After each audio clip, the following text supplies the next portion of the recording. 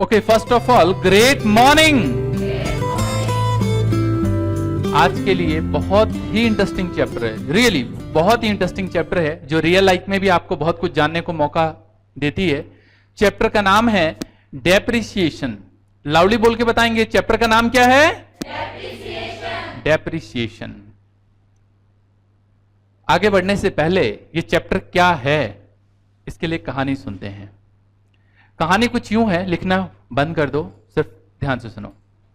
भाई आजकल तो यूथ को बड़ा इंटरेस्ट है फोन रखने का, आप जैसा कि जानते ही हो। तो भाई अपना रामलाल 2 दिन से खाना नहीं खाया। पहले मम्मी के पीछे पड़ा था कि मुझे तो फोन दिला दो, आपने बोला था मेरे इस बर्थडे पे मेरे को फोन दिलाओगे, आपने फोन नहीं दिलाया, अब मैं खाना नहीं खाऊंगा, भूख हड़ताल है। आप में से भी कईयों ने कर दिया होगा, किसी ने तो, हाँ पता है मुझे। भाई भूख हड़ताल लगा दी, पापा को पता चला तो अब पापा से भी नहीं मान रहे। वैसे डरते हैं पापा से, लेकिन अब तो फोन के मामले में पापा से भी डरना बंद। नहीं पापा फोन दोगे तो ठीक है, कोई बात नहीं। किस दिन मैं स्कूल से टाइम पे नहीं आया आपको कैसे पता चलेगा? मैं ट्यूशन जाती हूं, आपको पता है। ऐसे ऐसे डराएंगे, कुछ कहने की हद नहीं। अब पापा बेचारे क्या करें, स्कूल तो चलो ठीक है, ट्यूशन जाती हूँ पापा, पता है आपको कितना टाइम लगता है मुझे आने में? आपको पता है माहौल कितना खराब है, दिला दो एक फोन। ऐसे धमका धमका के एक फोन ले लेते हैं। तो ऐसे ही रामलाल था, रामलाल ने एक फोन ले लिया, और फोन भी ऐसा वैसा नहीं, सीधा बोल दिया पापा वो i5 जो है ना वो चाहिए मुझे। तो ओ माय गॉड, i5। चलो भैया ले लिया, 70,000 रुपए का, लेटेस्ट सपोज दैट 70,000 रुपए का फोन है, ले लिया i5। अब पापा कहते हैं ना, एक कहावत सुनी होगी आपने, मरता क्या ना करता। अब बेचारे पापा, बेचारे यही समय तो मजबूरी में फोन दिलाना पड़ रहा है, दिला दिया भाई। अब बच्चे की डिमांड भी इतनी हाई फाई, क्या करें भाई, फोन ले लिया। अचानक ही 2 महीने बाद अनाउंसमेंट हुआ, i6 निकल रहा है जी। अब पापा के पास जाएगा कैसे कि पापा i6 दिलवा दो। अब आईफोन पसंद नहीं है, वो आईफोन 5 पसंद नहीं है। चलो भाई, उसने कहा नहीं, अब पापा के पास जाऊंगा तो सीरियसली कहेंगे ऐसा है, ये अपना बोरिया बिस्तरा पकड़ और चला जाए यहां से, घर से ही निकाल देंगे। उसने कहा कोई बात नहीं, अब अपने बलबूते पे करूंगा। भाई दुकान पे गया और बोला कि भैया 70,000 रुपए का फोन खरीदा, रख लो और बेच लो इसको। दुकानदार ने कहा कि 2 महीने हुए लिए हुए, कंडीशन देखिए बिल्कुल ब्रांड न्यू, संभाल के रखता था रामलाल उस फोन को। लेकिन दुकानदार ने कहा इसके मैं तुम्हें 55,000 रुपए दूंगा। कहते क्या, अभी तो 70,000 रुपए का खरीदा, 55,000 रुपए 15,000 रुपए ब्रेक कर रहे हो। कहते देखो जी, देना हो तो बात करो, नहीं तो नहीं। वो सर खुजाने लगा, हो गया बात क्या चक्कर है, ये हुआ क्या? मतलब 70,000 का फोन 55,000 में बिक रहा है। लेकिन उसका इंटरेस्ट था तो उसने इधर उधर से अरेंज करके बेच दिया और नए फोन की तैयारी शुरू कर ली भाई ने। चलो एक कहानी तो यहीं क्लोज हो जाती है, लेकिन एक बात इस पूरी कहानी में आपने देखी कि वो जब फोन बेचने गया तो 70,000 का फोन 55,000 रुपए में बिक रहा है। इसका मतलब है कम हो गया। वैल्यू कम क्यों हुई? चीज तो बिल्कुल ऐसी दिखी है।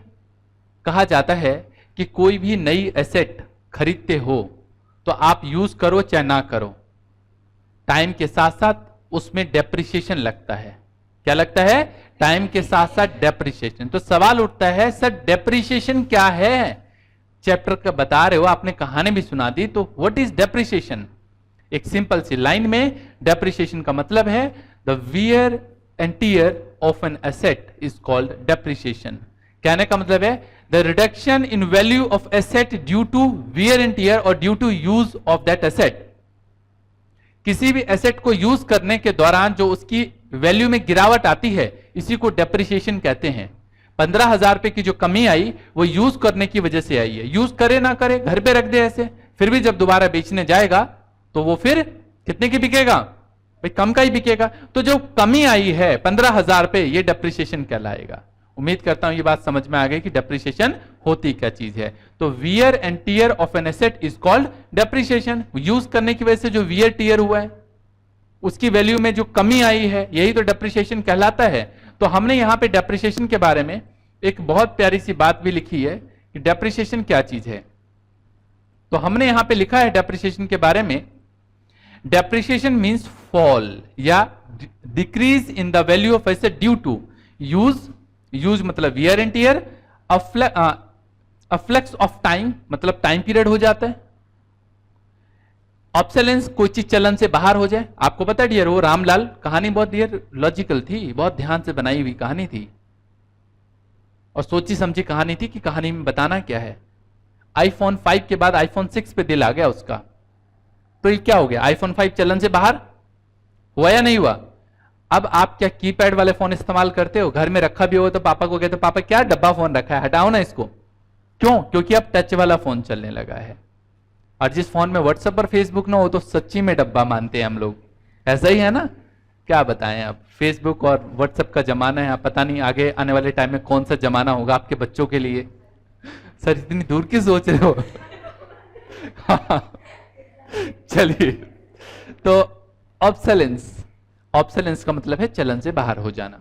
तो जब कोई चीज चलन से बाहर हो जाए तो सस्ती बिकती है, पता है आपको। पहले बताऊं मैं, पहले इतने बड़े बड़े मॉनिटर आया करते थे, आपको भी पता होगा, आपके घर में भी हो सकता है रखा हो इतना डब्बा मॉनिटर वाला, है ना। जैसे टीवी छोड़ो यार, मॉनिटर छोड़ो, टीवी आज भी कईयों के घर में डब्बे वाला टीवी रखा होगा, मेरे घर में रखा हुआ है यार। लेकिन अब कोई नया टीवी लेने जाता है तो डब्बा नहीं खरीदता, अब क्या खरीदेगा, LCD, LED, प्लाज्मा। आजकल तो कर्व टीवी भी आने लगा है, वो भी टीवी अब चलन से बाहर होने वाला है, अब कर्व आएगा सीधा। सोचो डियर, चलन से बाहर हो गया तो जो चीज चलन से बाहर है उसकी वैल्यू कम होने लग जाती है, सस्ती बिकेगी। और एक्सीडेंट मतलब कोई, अब मान लो कोई फोन है, अब गिर गया, थोड़ा सा खराब हो गया, बेचने चले गए, कम में बिकेगा नहीं बिकेगा। कार है, एक्सीडेंट हो गया, कम में बिकेगा। मान लो चेयर है, टूट गई, कबाड़ी वाले को दोगे, कम में बिकेगा नहीं बिकेगा। ये है रीजंस कि what is the reason behind depreciation. Clear है बात ये? तो मजा आ गया? गुड। तो जरा लाउडली बोल के बताओ क्या है ये?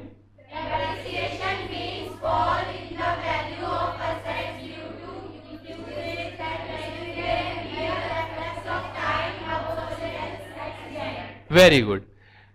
The term depreciation is associated with tangible fixed asset. याद रखना, डेप्रिसिएशन हम टेंजिबल एसेट पे दिखाते हैं। सर टेंजिबल क्या होता है, याद ही नहीं आया।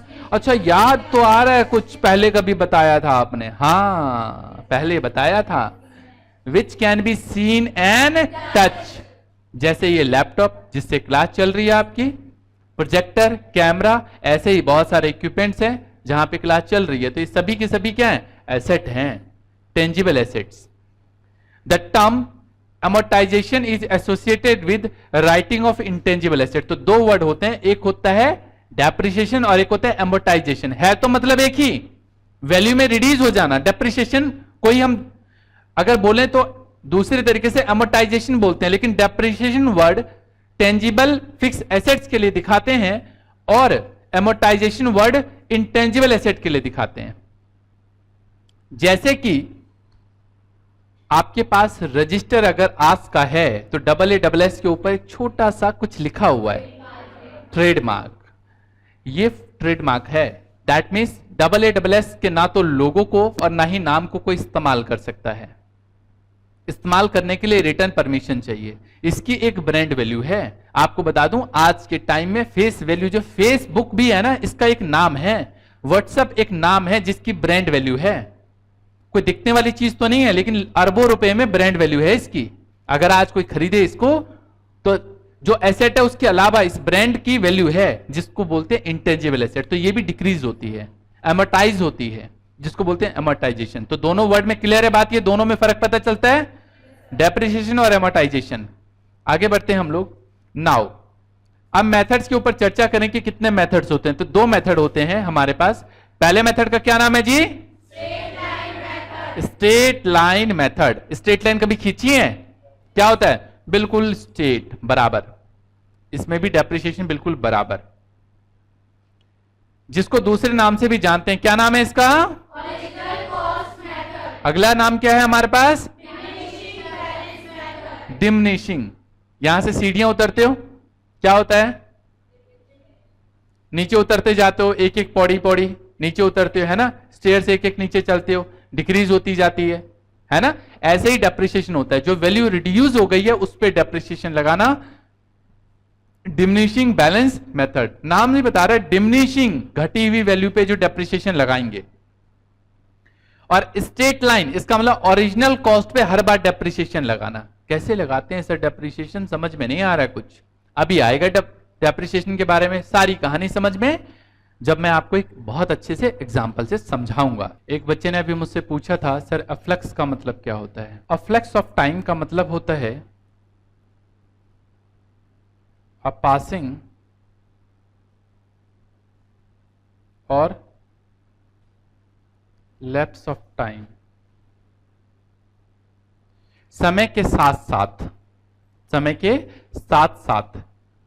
ये तो समय के साथ साथ कुछ चीजें बदल जाती हैं, मतलब समय के साथ साथ का मतलब जब टाइम बीत जाएगा तो चीजें अपने आप ही सस्ती हो जाएंगी।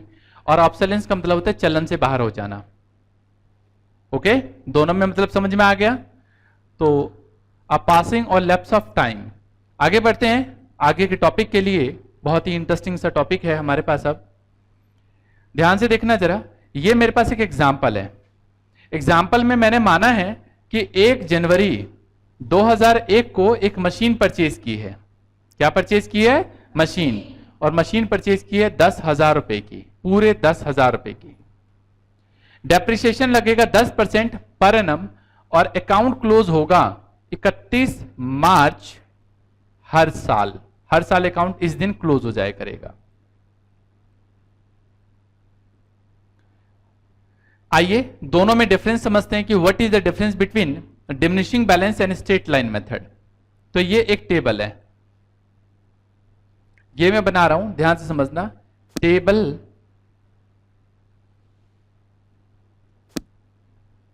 या यूं समझ लो इसको, statement showing difference between straight line method and diminishing balance method. मैंने बहुत बार बोला है, जो चीज ऑलरेडी कॉपी पेस्ट होके मिले आपको, मतलब जो डाटा आपको लगे यहां पे पहले से लिखा हुआ है, उसको नोट कभी नहीं करना, उसके लिए मैं हमेशा टाइम दूंगा। और जो चीज मैं साथ के साथ लिखूंगा, जो कोई सेंटेंस लिख रहा हूं, कोई बात लिख रहा हूं, तो साथ के साथ नोट करना है। अभी क्या करना है, ये लिखा हुआ है ऑलरेडी, तो इसमें से कोई भी चीज जो मैं अभी लिखूंगा अभी वो भी नोट नहीं करना, सामने ध्यान दो सिर्फ। मैंने कहा एसेट कितने की खरीदी है, लाउडली बोल के बताओ। डेप्रिसिएशन कितना है, 10%। और डेप्रिसिएशन लगेगा कौन सी डेट को, 31 दिसंबर को। चलो ये टेबल मेरे पास पहले से बनी हुई है। टेबल में ध्यान से देखिएगा, एसेट की वैल्यू स्टार्टिंग में कितना है, 10,000। ध्यान से देखना, डेप्रिसिएशन लगाना है मुझे, क्या लगाना है जी, डेप्रिसिएशन। तो कितने का एसेट है, 10,000 का, तो 10,000 का 10% कितना आएगा, 1,000। माइनस करोगे कितना बचेगा, तो आज के डेट में वो मशीन, कोई भी चीज, यहां पे नाम लिखा है मशीन, मशीन है, तो मशीन कितने की बची, 9,000 की। ये वैल्यू थी 1 जनवरी 2001 को मशीन की वैल्यू थी 10,000 रुपए। 31 दिसंबर पूरे 12 महीने बाद 1,000 रुपए का डेप्रिसिएशन लग गया। आज के डेट में मतलब 1 जनवरी 2002 को वैल्यू कितनी है इसकी, मैंने जैसा कि बोला था, कौन से मेथड के ऊपर बात हो रही है ये, अगर स्ट्रेट लाइन मेथड के ऊपर बात हो रही है तो रूल कहता है कि जो एसेट की वैल्यू है, हाँ जी बताओ जरा एसेट की वैल्यू कितनी है, तो डेप्रिसिएशन हर बार उतने पे लगेगा। तो अभी भी डेप्रिसिएशन आप 10,000 पे ही लगाओगे, तो 10,000 का कितना परसेंट, 10%, कितना आएगा ये, 1,000। कितना बचेगा जी, 8,000। ये वैल्यू आई कौन सी डेट को, मुझे मजा नहीं आया, लाउडली और एक साथ बोल के बताओ क्या है, कौन सी डेट को वैल्यू है ये, इस साल डेप्रिसिएशन कौन सी डेट को लगाओगे, 1 साल बाद। सेम वही 10,000 रुपए का एसेट है और 10% डेप्रिसिएशन, कितना आया ये, 1,000। बैलेंस कितना बचा, 7,000 रुपीज। फिर डेप्रिसिएशन आप कितने पे लगाओगे, 10,000 पे, और 10% कितना आया ये, बैलेंस कितना बचेगा, लाउडली बोल के बताओ। 6000। अच्छा जी, ठीक है, यहां तक सर समझ में आता है। तो दूसरा मेथड भी जरा बता दो। हाँ जी, दूसरा मेथड का नाम लाउडली बोल के बताओ, क्या है ये? नहीं, मजा नहीं आया, एक बार और। वैल्यू ऑफ मशीन 1 जनवरी 2001 को थी तो 10,000 रुपए की। कितने की थी? 10,000 की। अब डेप्रिसिएशन लगाऊंगा तो इस वैल्यू पे लगाऊंगा। कितने का है ये? 10,000 का। तो 10,000 का कितना परसेंट? 10%। कितना आएगा ये? 1,000। बैलेंस कितना बचा? 9,000 बैलेंस बचा। कितना बचेगा जी? 9,000। क्लियर है बात ये? अब डेप्रिसिएशन 9,000 पे लगेगा। नाम ही बोल, नाम ही है, जैसा नाम वैसा काम। नाम क्या बोल रहा है? Diminishing balance method. तो डिमिनिशिंग बैलेंस अब इस समय कितना है? 9,000 का कितना परसेंट? कितना आएगा? डाउन नहीं होना, लाउडली बोलना है। कितना बैलेंस बचेगा? 8,100। अब डेप्रिसिएशन कितने पे लगाओगे? हाँ, एक दो बच्चों ने ध्यान दिया, बाकी सब सो रहे हैं। 900 रुपये आएगा। अब कितने पे डेप्रिसिएशन लगाओगे जी? 8,100 का 10%, 810। बैलेंस बचेगा जी इसमें 7,290। अब कितने पे डेप्रिसिएशन? 7,290 का 10%। कितना आएगा? 729। अब आज के डेट में मशीन की वैल्यू कितनी है? 6561। आप निकाल लेना, ये वैल्यू आ गई। उम्मीद करता हूं दोनों में डिफरेंशिएशन सबको पता चल गया कि दोनों में क्या फर्क है। पता चल गया जी? गुड। तो अगर मैं आपको डिफरेंस समझाने की कोशिश करूं तो ध्यान से समझना। जो पहला मेथड है हमारे पास, इस पे तो हर साल डेप्रिसिएशन इसी पे लगेगा। जबकि जो दूसरा मेथड है, पहले साल इस पे लगेगा, दूसरे साल इस पे लगेगा, तीसरे साल इस पे लगेगा, चौथे साल इस पे लगेगा, बस। और अभी जो बताया मैंने आपको, डेप्रिसिएशन सिर्फ इस वाले वैल्यू पे लगेगा, 10,000 पे। डन? मजा आ गया? और कैसा लगा जी? गुड। तो ये एक डिफरेंस था। पेपर में तो इसे नहीं करना होता है ऐसे, इसको तो हम अकाउंट के फॉर्मेट में दिखाते हैं। आपका काम सिर्फ समझना था, इस बात के लिए डिफरेंस समझाया है।